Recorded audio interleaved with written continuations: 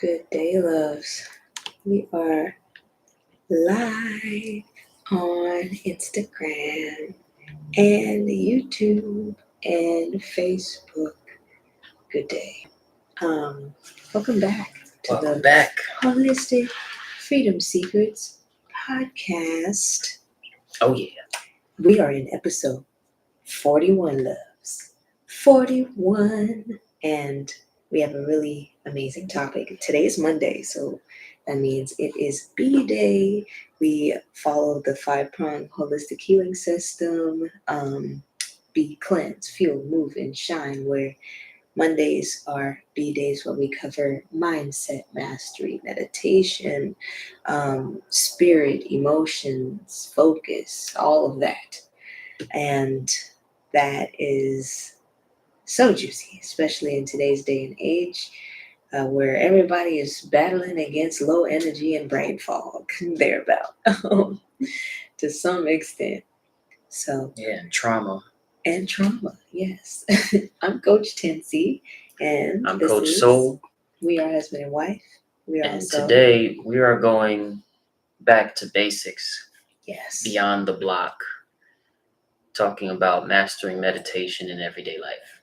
yes, Because meditation is in the cards of the basics, and meditation is important for mastering all of the other basics, like habit forming, habit maintenance, critical thinking, um, all of the things that are basics for thriving are enhanced with the basics of meditation.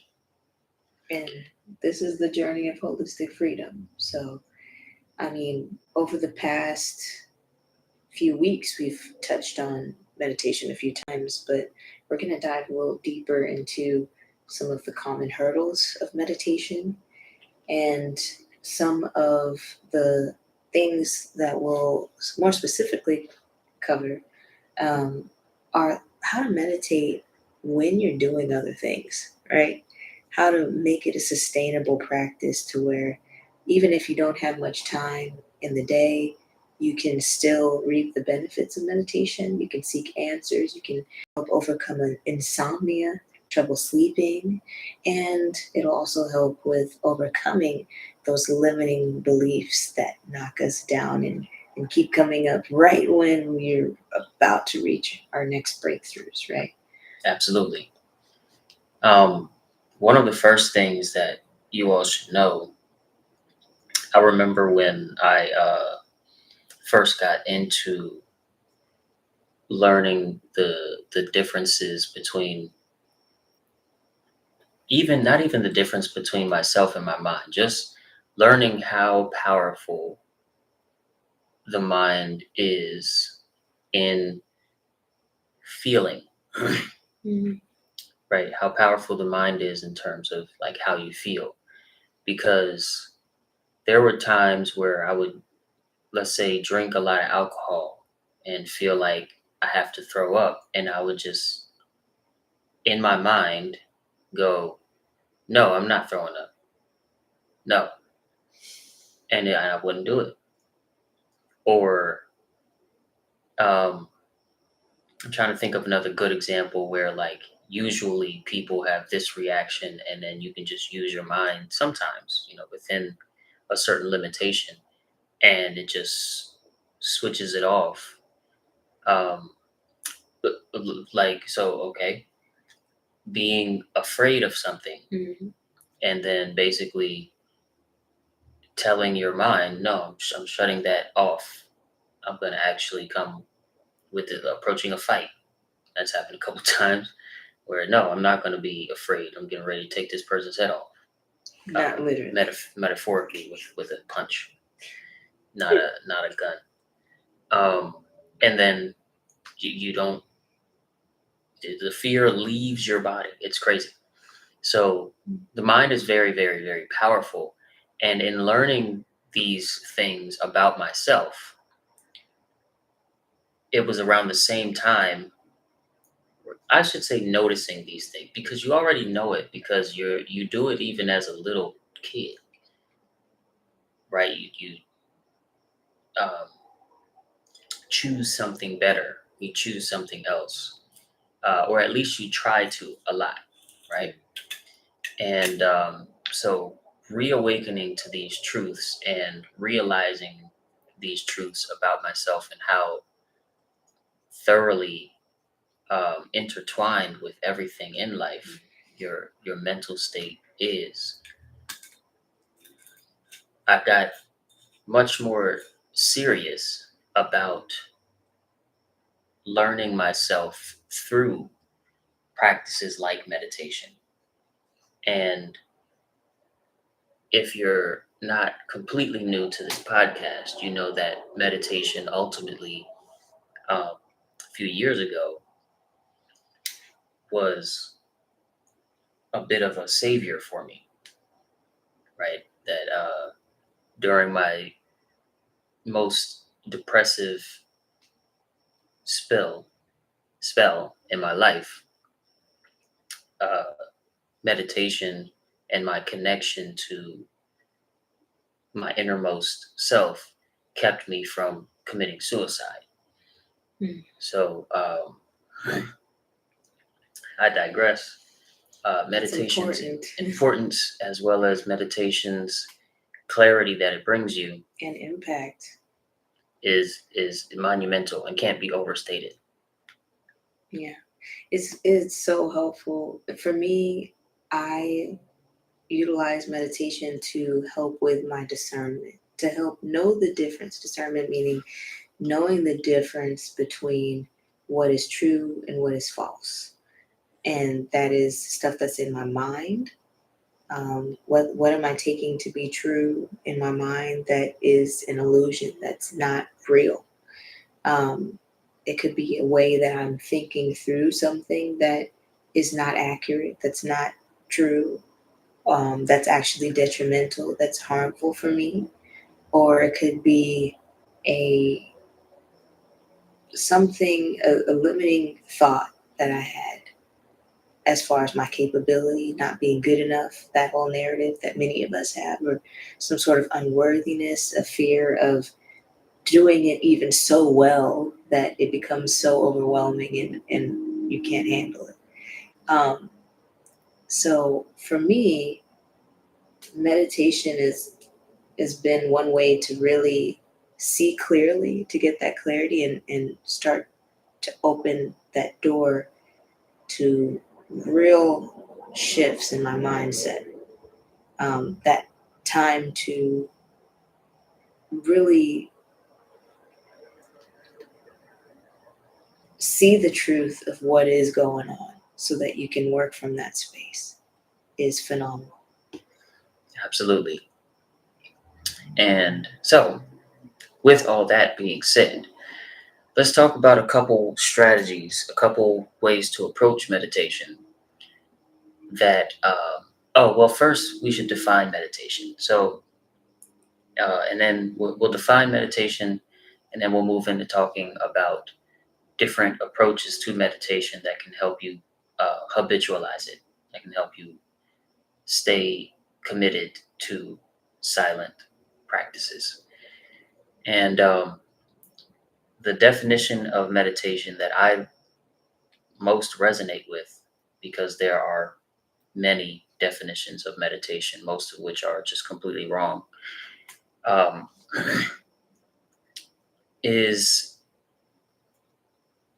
centering yourself in silence, right? Medi means center point or balance point, middle, medi. And then meditation is holistically bringing yourself to your center point, the middle, and how you do so, no. And the result of doing so brings you to silence, inner silence, not outer silence. And so meditation is, for me, centering or balancing yourself in silence. And Into I'm the glad that you definition. mentioned that inner silence, because one thing that when I was a little girl, my mom would show me and my brother how to meditate, right? And she would do it in a way to where no matter where we are, she wanted us to be able to, if there was all this noise and loud stuff and everyone's doing all the things, and if there's chaos around you, can you still have that inner stillness and clarity? So that was the intention, to no matter what's going on in life, to be able to have the wherewithal to come on back to the middle, like India Ari said in the song. And so when you're talking about coming back to the middle, that is especially important because we all need balance in life. It's not about being able to sit for 10 hours straight in silence and your body is still. It's about, okay, what did that actually bring you? What connections, what inner knowing, what inner understanding, what clarity have you come to, you know? Yeah. And that's essentially what meditation is all about, is clarity. It's not about feeling good. It's not about feeling relieved. It's not necessarily about letting go, although that is a great support. And it is a great support to letting go. uh, but it's not about that. Essentially, what it's about is clarity. And with that defined, first approach to meditation that is available to everybody, no matter what your schedule is, no matter what your study habits are, no matter what your sleep patterns are, all of that is active meditation. Active meditation. And it means inviting a state of meditation to your being, to your mind, to your mindset, or excuse me, mind state, inviting a state of meditation into yourself while active.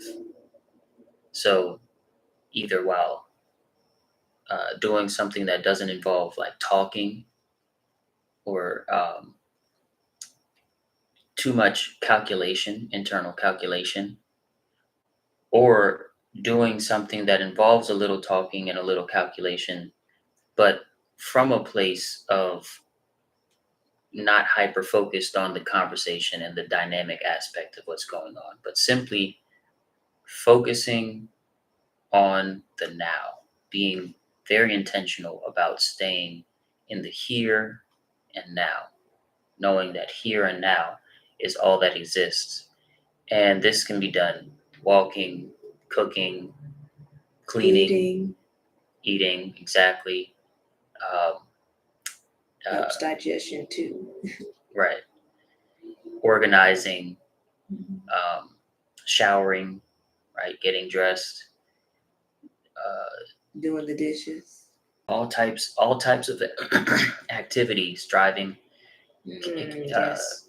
can involve a meditative state.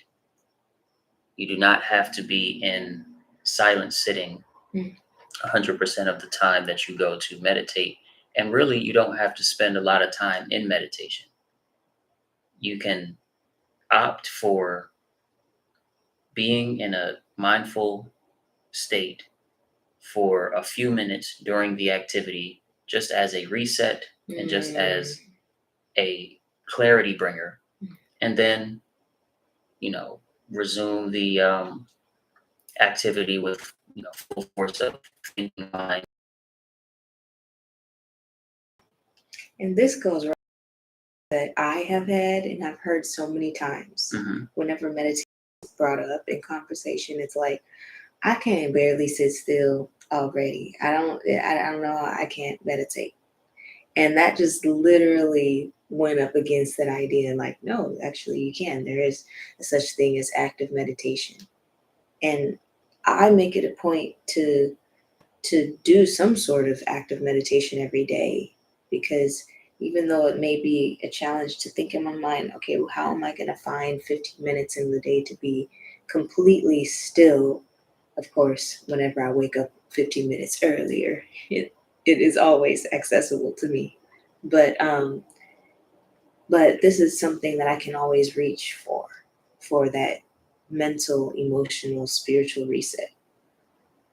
Yep. And there was, there's a way to do it. So I remember when I first started to, let's say, think about and think through what active meditation would be for me. I was already very used to meditating with silent sitting only. As you know, the only form of meditation for me at the time was silent sitting. And what someone on YouTube or an audiobook, something is years and years ago, so I don't remember anymore. But what I came across was the incremental stages of it, where I would start a task and just start with something small, like a 2 minute mindfulness state. And I wouldn't reach 2 minutes. I would reach about half of that, 1 minute, right? And I was able to bring that eventually to 2 minutes. And I would do it like during the same task. Mm, My task was walking. It was in college, and walking to class, mm, specifically up a specific hill, bringing a mindfulness into the space, bringing clarity into the space, right? If ever you're trying to meditate and you're not clear on what is here now, then that's how you can define whether or not you're being mindful, right? Actively being mindful. And so I would walk up this hill, and at first I would make it up 1/4 of the way and be able to meditate for 1/4 of the way, and then I would notice when I made it to halfway up that for the last fourth that just passed, the second fourth, I was in thinking mind and I wasn't clear about what is here now, mm. right? And then I would make it up to 3/4 of the way in a mindful state, about a minute, and then move on. And eventually, I got up the whole hill in a mindful state. And it's very important to me to that you guys know that there's a difference between being mindful and being in thinking mind when you're approaching active meditation, and to just know that active meditation is not something that you have to be a master of the first time. Yeah. If you go to wash dishes and you're like, I'm going to do an active meditation while I'm washing these dishes, and you find it very difficult to remain in, then incremental steps, 30 seconds, 1 minute, 2 minutes, 5 minutes. Mm, Um, I like that. Bring yourself to a state of active meditation and just keep coming back to it, which is more important than being able to do it for one long stretch. So true. Yeah. So let's shift gears a little bit to explore meditation for seeking those deeper answers and for things like insomnia. Um, so, for seeking deeper answers, what are some s- things to keep in mind if we're looking for really that clarity, if we're looking to create calm, if we're looking to be more receptive to the intuition and insights Right. within us? What are some There are things? a lot of times when we are the only person around us that will have the answer to something that's really important to us, Mhm, right? There are times where we are seeking answers, and seeking them externally doesn't get us anywhere. mhm, And when we notice that and we're able to turn inwards, an approach to meditation may be the solution for you. So basically, uh, there was a time before Tensi that I was a bit of a hopeless romantic, and I couldn't find someone I really connected with. mhm, I connected very deeply with someone in high school, and so then when I went to college, I was pretty much friend zone king. If you don't know what the friend zone is, it's when there's a nice young lady who thinks that you are either out of her league or just not that interesting, but she enjoys your company because you're nice to her, because you're trying to impress her and stuff like that. And so she just leaves you in what's called the friend zone, meaning we can be friends, but we can't take it any further into intimacy than friendship. And so that's, that was pretty much my story all through college. And I couldn't successfully connect deeply with anybody after high school until I met Tensi. I mean, there was two girlfriends in between, but it didn't really last like that. And I didn't really like them that much. So in this seeking, seeking externally, I had to turn inward, and through my practice of meditation, see what I was actually looking for. And that would open my eyes more externally to when that person comes across. And what actually ended up happening was I got the clarity. So I would feel down, and I would meditate and basically just ask a basic question internally, right? Like, what am I really looking for, or what am I really missing, Mm. or something like that. Like, what's the purpose? And I was young, so it wasn't a very deep question. It's just something like, what am I really looking for? And um, I got a bunch of different insights into what I felt was missing. And then when I met Tensi, not only was I very clear that this is a highly, highly, highly the potential person that I could connect with, but also I pursued Tensi without fear. Yeah. Because of that clarity that I got from meditating and seeking answers within instead of just externally. And I think, within 2 weeks or so, we were in the habit of talking every day. Within a month, we were together. And then 9 months after that, or 10 months after that, we were married. So, Yeah. Yeah.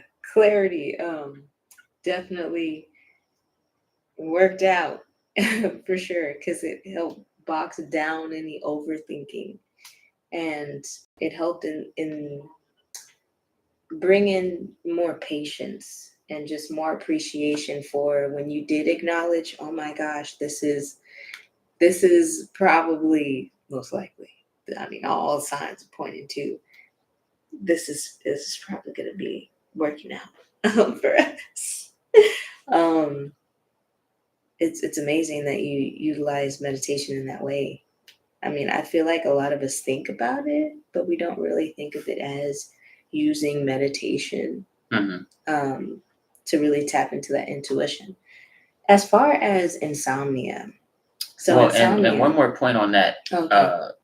A lot of people will pray for the answers to their deepest questions. They'll pray to their favorite deity or their favorite representation of the creator of the universe, or the creator of existence. If we're talking multiverse, whatever, just the creator of existence, right? Matter and motion in time and space. Um, this act of prayer is very powerful, especially if when you pray, you know that the answer will come. And you're not praying from a space of begging, but you're praying from a space of opening the door, intentionally opening the door, knowing that there's a connection between your intention to open the door for the answer and the answer coming to you. So that act, which I encourage, is pretty much the same thing as using silence and like a simple question, which is the same thing. It's opening the door and becoming receptive to the answer and expecting the answer will come. Not an answer, but the answer will come. Mhm. Um, is another way that people can think about meditation for seeking answers. Is prayer. Yes. Before we wrap up the episode, because we're in that territory right now, right? I definitely, we need to highlight insomnia and ways to use meditation to improve sleep, and just really help to reset the waking and sleeping cycle so that we can find peace in our days and get the rest that we need in order to heal, and not just heal physically, but also mentally, emotionally as well. And so, one thing that I'd love to highlight with this is the importance of having some sort of wind down routine before you go to bed, before you close your eyes to sleep. And the power of this is it just will have so many rippling effects for women and men, no matter what age you are. Like, you can utilize meditation to help to reduce stress, to help to calm the mind, before you go to sleep. If you listen to like a guided meditation, that's great too. Just something that you can begin to be. I mean, it could be a gratitude meditation, whatever it is, just something that you can begin to consistently practice, having something that you do to observe, to almost slow things down before you go to sleep. And if you can do it on like in your backyard, on your porch, if you can see the sun go down at night, I mean, that's bonus points and sprinkles on top. But the main thing is really to bring your awareness to the current moment, begin to slow down the breathing, begin to really notice. Yeah. And there's also a great help in using guidance. Mm-hmm. So if setting the routine helps you reset before going to bed, then when you're in bed and your mind is habitually releasing a little adrenaline and habitually going into whether it's fear or excitement, both of these, how to say, it doesn't matter, but the guidance is going to help you out of it. Putting on a guided meditation tape recording, pardon me, is probably the best thing for you, because Yeah. it's going to walk you through, like, step by step, relaxing different parts of your body, seeing clearly what is here and now versus what's swimming around in the mind. Even that the mind is swimming around in something is in the here and now, right? You don't have to be all participating in it 100%. You can just be here and now, and the mind is doing what it's doing, and you are here and now. And this, guided meditations that are specifically designed for sleep will usually help you become very clear and work better than a sleeping pill, if you will. Yeah. So thank you so much for tuning in. If you've enjoyed this content that we're sharing, what we've been talking about today, and you're interested in learning more about holistic health, self-discovery, artistic expression, and how it all fits into Sustainable community. sustainable community, then Like, follow, subscribe, comment, yeah. and notify yourself for the next time we're going live. We are live Instagram, YouTube, and Facebook 5 days a week, same time, Mhm. same place for the most part. And Definitely same place. Around the same time. Okay. we'll see you guys tomorrow for another episode revolving around cleanse. Yes. So see you soon. Take good care, loves.